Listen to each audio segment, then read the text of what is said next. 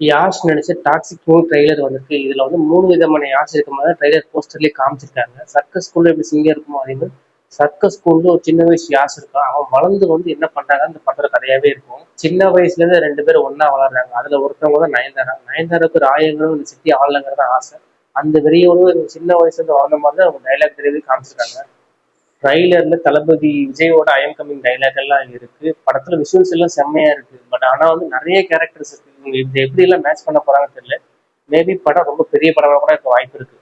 யாஷா ஒரு மான்ஸ்டராவோ ஒரு பிளை பாயோ நினைக்கிறத பண்ணக்கூடிய ஒரு சைக்கோவோ தான் காமிச்சிருக்காங்க.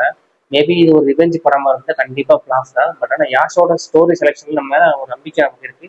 ஸோ வெயிட் பண்ணி பார்க்கலாம். ட்ரைலர்ல ஒரு சர்க்கஸ்ல ஒரு சண்டை நடக்கிற மாதிரி ஒரு சீன் இருக்கு. அது மேபி அத்வானியை பிடிச்சி அவளை கூட்டிட்டு வரதுக்காக ஒரு சீனா கூட இருக்கலாம். இல்ல வில்லன்ஸ் வச்சு டிராப்ல போய் மாட்டிக்கிட்டு அது தப்பிச்சு வர சீனா கூட இருக்கலாம். பட் ஆனா ஒண்ணு மட்டும் தெரியுது, இந்த படத்துல வந்து பாத்தீங்கன்னா ஆக்ஷன் பிளாக் நிறைய இருக்கு. அந்த மாதிரி ட்ரைலரே பில்ட் பண்ணிருக்காங்களே. ட்ரைலர்ல எல்லாருமே ஒரு மாதிரி சைக்கோத்தனமா தான் காமிச்சிருக்காங்க. எல்லாருமே ஏதோ பெருசா எழுந்துட்டு ரொம்ப கோவமா ஆக்ரோஷமா கத்துற மாதிரி காமிச்சிருக்காங்க. அதுக்கப்புறம் ஒரு ஃபைட் சீன் வந்து மேபி அதுதான் ஃபைனல் ஃபைட்டா இருக்கலாம். இந்த ட்ரைலர் ஸ்டார்டிங்கும் சர்க்கஸ்ல ஆரம்பிக்குது, எண்டிங் சர்க்கஸ்ல ஆரம்பிக்குது. சர்க்கஸ்ல பெரும்பாலும் கோமாளிங்க தான் இருக்காங்க. இந்த படம் ரிலீஸ் ஆனதுக்கு அப்புறம் தான் தெரியும் படத்துக்குள்ள கோமாளி இருக்காங்களா இல்ல படம் பார்க்க போறோம் நம்ம கோமாளியாங்கிறது.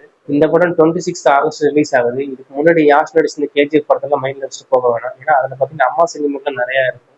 ஸோ இந்த படத்துக்கு அவர் என்ன நடிச்சிருக்காரு, இந்த கதைக்கு எப்படி இது தயார்படுத்திருக்காரு அப்படிங்கிறத மட்டும் மைண்ட் வச்சு போனா நமக்கு ஒரு ஏமாற்றம் இல்லாம இருக்கும். ஸோ எப்படி இருக்குங்கிறத பார்க்கலாம். ட்ரைலர்ல நிறைய ஆர்டர் பண்ண மாதிரி காமிச்சிருக்காங்க. ஸோ வெயிட் பண்ணி படத்துல எப்படி இருக்கா நம்ம பார்க்கலாம்.